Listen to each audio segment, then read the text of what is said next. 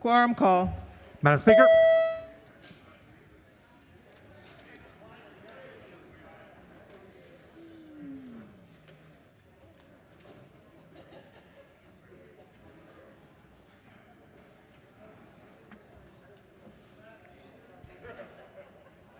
Has everyone recorded their presence? If so, the clerk will take the call.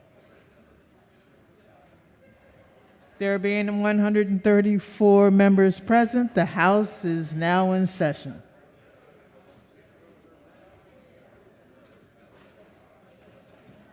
So ordered, petitions, memorials, and other papers.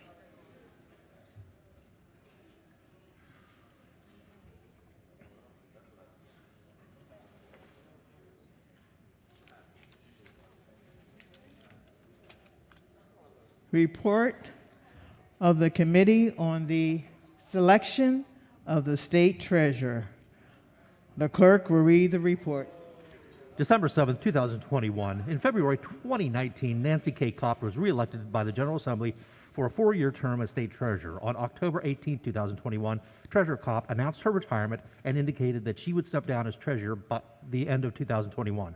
Under the Maryland Constitution, in case of a vacancy in the office of the Treasurer, the General Assembly chooses a successor to serve for the remainder of the unexpired term of office.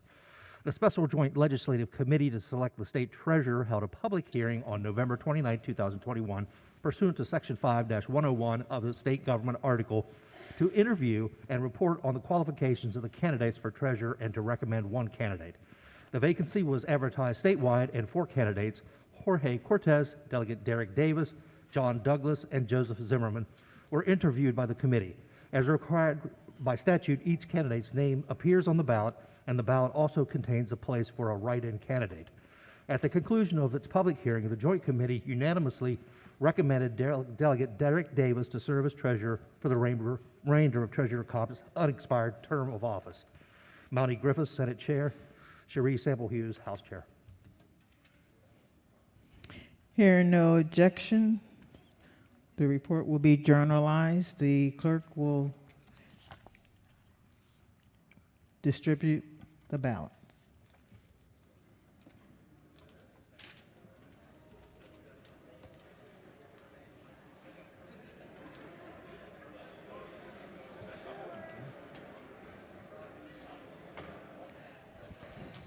The assumption that you have some writing utensils.